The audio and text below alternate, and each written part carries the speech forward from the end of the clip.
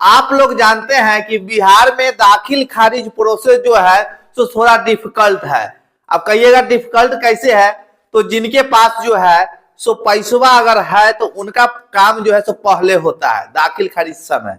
क्योंकि आप लोग किसी भी परिवार में जाइए, जिन्होंने किसी व्यक्ति से अगर जमीन परचेस किए हैं, जमीन उमीन खरीदे हैं दस्तावेज के माध्यम से, केवाला वाला के माध्यम से, या अन्य कोई भी कागजात तैयार करवा के कोई भी प्रॉपर्टी अपने नाम करवाए हैं, तो वह जब दाखिल खारिज प्रोसेस से गुजरते हैं तो उस समय उनको जो है थोड़ा परेशानी का सामना करना पड़ता है। अब कहिएगा कि यह सब परेशानी जो है सो कैसे आता है, तो देखिए बिहार में बिना पैसवा का जो है सो दाखिल खारिज नहीं होता है, अभी भी नहीं होता है। क्योंकि बहुत सारे लोग जब हमसे बातचीत करते हैं दाखिल खारिज समस्या जब बताते हैं तो वो बताते हैं कि देखिए ना सर, मात्र हम 10 दूर जमीन जो है सो किसी दूसरे व्यक्ति से जो है सो महाजन लेकर, महाजन का मतलब होता है किसी दूसरे से जो है सो ब्याज पे पैसा लेकर जो है सो वह प्रॉपर्टी जो है सो खरीदे हैं। और खरीदने के बाद जब हम दाखिल खारिज प्रोसेस करवाने गए हैं तो हमको देखिए ना 10 दूर जमीन का कहता है 5,000 रुपया लगेगा, 8,000 रुपया लगेगा, 10,000 लगेगा, नहीं तो नहीं होगा जाइए। इस तरह के बात जो है सो लोग जो है सो कहते हैं। तो कौन लोग कहते हैं सो आप लोग जानते होंगे, कौन लोग कहते हैं सो जानते हैं बिना पैसवा का दाखिल खारिज नहीं होता है। तो देखिए दाखिल खारिज बिना पैसवा का नहीं होता है, इसका रीजन है कि जब कोई भी हल्का कर्मचारी अगर पंचायत में है दाखिल खारिज समस्या का जो है सो निदान करते हैं, उन्हीं की रिपोर्ट पर जो है सो अंचलाधिकारी महोदय प्रोसेस आगे बढ़ाते हैं। तो आप जाकर देख लीजिए कि उनका जो है सो मुंशी उनसे जो है ना 2-4 गो रहता है हमेशा सेटिंग करने वाला। ये जो बात हम आपको बता रहे हैं बिल्कुल फैक्ट बता रहे हैं। आप किसी भी पंचायत में जाइए ना, मुंशी जरूर मिलेगा ये प्रोसेस कंप्लीट करवाने के लिए। तो देखिए हमें दाखिल खारिज प्रोसेस में पैसा भी खर्च ना करना पड़े और दाखिल खारिज भी हमारा जो है सो हो जाए, इसके लिए आपको क्या करना है? इसके लिए सबसे पहले आपको यह जानकारी लेना है कि जो जमीन का आप दाखिल खारिज करवाने जा रहे हैं, दाखिल खारिज करवा के अपने नाम पर लगान रसीद कटवाने जा रहे हैं, तो जो जमाबंदी से आपका प्रॉपर्टी जो है, आपका लगान रसीद जो है सो कटेगा, जो जमाबंदी से माइनस होगा और आपका नया जमाबंदी में जो आएगा वह जमाबंदी आपको पहले पता होना चाहिए। अभी के समय में अगर आपको पुराना जमाबंदी पता नहीं है तो दाखिल खारिज प्रक्रिया कंप्लीट कराने में जो है सो थोड़ा डिफिकल्ट होता है।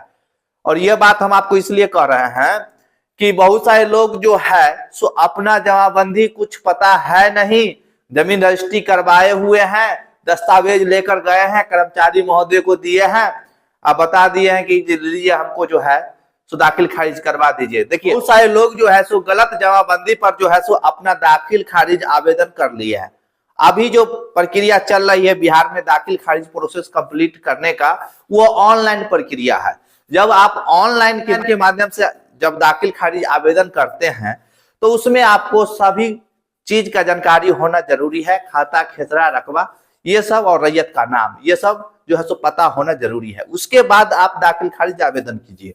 बहुत सारे लोग जो है सो जमीन का जमाबंदी पता नहीं है, किसी और के जमाबंदी पर आवेदन कर रखे हैं और उसमें कंडीशन में होता क्या है, बाद में डिसमिस हो जाता है।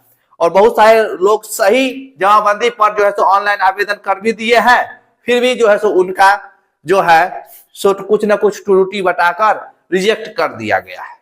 ऑनलाइन प्रक्रिया आप जाकर देखिए। और ये सब बात जो हम आपको कह रहे हैं ऐसे नहीं कह रहे हैं, इसका जो है सो बहुत सारे लोग जो है सो जब हमसे अपॉइंटमेंट लेते हैं, हमसे बातचीत करते हैं तो वो बताते हैं कि सर देखिए हमारा जो है इस तरह से हो गया है। तो चलिए बिना पैसा खर्च किए बिना अगर आप चाहते हैं कि हमारा दाखिल खारिज प्रोसेस कंप्लीट हो तो इसके लिए आपको क्या करना है? तो देखिए इसके लिए सबसे पहले आप अपना नेट पे जो है सो पूरा जमाबंदी अपडेट जो है सो देख लीजिए। अगर अपडेट है तो ठीक है, अगर अपडेट नहीं है, जिस जमाबंदी से खारिज होगा और उसमें जो है सो खाता खेसरा रकबा पूरा है कि नहीं, अगर उस जमाबंदी में कोई भी त्रुटि है तो पहले उसका जो है सो एक आवेदन लगाकर जो है सो उसको जो है सो सुधार करवा लीजिए। वो भी ऑनलाइन ही सुधार होगा। आप देखिए आप कितना भी कोशिश कर लीजिए अपने से आवेदन करने का, अगर अपने से भी आवेदन करते हैं तो ऑनलाइन आवेदन अपने से कर लीजिएगा और अगर आप कर्मचारी महोदय से जाकर अगर नहीं मिलिएगा ना तो डिसमिस होना फिक्स है। अगर उसी में सारे अपडेट अगर सही है, सारे अपडेट अगर सही है तो 100 में से 10 व्यक्ति का ही जो है सो बिना पैसवा का जो है सो कुछ समय में दाखिल खारिज कंप्लीट हो जाता है, बिना पैसवा खर्च किए हुए। पूरा चीज अपडेट है। तब अगर थोड़ा भी उसमें कहीं भी त्रुटि है और कर्मचारी महोदय से नहीं मिले तो आपका डिसमिस होना फिक्स है। और आप लोग जानते हैं कि एक बार डिसमिस हो जाने के बाद अब जिला का चक्कर लगाना होता है, वहां जाकर जो है सो आप जो है सो दाखिल खारिज प्रक्रिया कंप्लीट करवाइए डीसीएल कार्यालय से। तो इसलिए दोस्तों बहुत सारे लोग अपना प्रोसेस चाहते हैं कि हमारे जो दाखिल खारिज प्रक्रिया है वो पंचायत स्तर से ही निपट जाए, ब्लॉक स्तर से जो है जो कंप्लीट हो जाए और हमारे नाम से रसीद कट जाए। आगे का झंझट कौन लेगा भाई। तो इसके लिए बिना पैसवा का अगर आप लोग दाखिल खारिज करवाना चाहते हैं तो नेट पे सभी चीज अपडेट होना चाहिए। और जैसे ही सभी अपडेट हैं तो उसके बाद आप आवेदन कीजिए ऑनलाइन। उसके बाद जो है सो आपके नाम से जो है सो रसीद कटेगा। लगान जो पे होता है जमीन का वो लगान रसीद आपके नाम से जो है सो कटने लगेगा। चलिए बहुत सारे लोग जो है सो हमसे बातचीत करना चाहते हैं। तो देखिए हमसे बातचीत करने के लिए, जमीन जायदाद संबंधित कोई भी सलाह मशवरा लेने के लिए डिस्प्ले पर जो नंबर चल रहा है इस नंबर के व्हाट्सएप पे हाई लिखिए।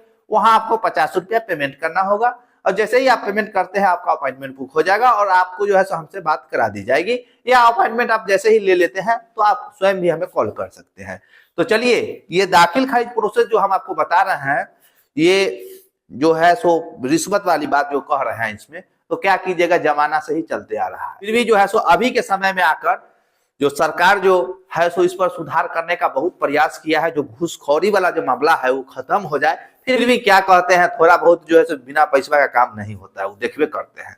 तो ये दाखिल खारिज प्रोसेस कंप्लीट कराने से पहले आप पूरा जमाबंदी अपडेट देख ले, उसके बाद जो है सो आप जो है सो दाखिल खारिज आवेदन करें। और इसी में पुराने जमाबंदी रैयत, जैसे आपके पास कोई जमीन है और आपने दाखिल खारिज नहीं करवाया और आपने किसी अगले व्यक्ति को जो है सो वह जमीन बेच दिया, तो अब अगले व्यक्ति का जमाबंदी अपडेट कैसे होगा भाई, क्योंकि रजिस्ट्री तो आप किए हैं और आपके नाम से कोई भी जमाबंदी नहीं है, कोई भी रसीद नहीं कर रहा था वो जमीन का, फिर भी आपने जमीन बेच दिया। तो पुराने रैयत के नाम पर ही उसका जमाबंदी चल रहा था। तो हो सकता है दर केवाला के साथ जो है लेकर जो अगला व्यक्ति जमीन रजिस्ट्री करवाया है वो अपना दाखिल खारिज आवेदन करके जो है सो अपना रसीद, लगान रसीद जो है सो अपने नाम से प्राप्त कर सकते हैं। तो ये समस्या जो हम बताए हैं, हमारे नाम से जमाबंदी नहीं था और हमने जमीन बेच दिया और जो जमीन हमारे पास था जिससे हम रजिस्ट्री करवाए थे वही व्यक्ति जो है सो पहले जमाबंदी जो है सो रैयत था और उसी के नाम से जमाबंदी भी चल रहा था और उससे हम खरीदे और हम दाखिल खारिज आवेदन नहीं किए और फिर हमको जरूरी पड़ा तो अगले हाथे बेच दिए। अब अगला का दाखिल खारिज कैसे होगा, तो वो डायरेक्ट जो है सो अगले व्यक्ति में से जो है सो जमाबंदी में से माइनस प्लस कर लेगा हमारा दर केवाला दिखा के। तो चलिए ये जानकारी बहुत इंपॉर्टेंट दी है, बहुत सारे लोग को ये प्रॉब्लम जो है सो हो रखा है। तो चलिए अब नेक्स्ट वीडियो में एक नया टॉपिक के साथ मिलते हैं, तब तक के लिए जय हिंद जय भारत।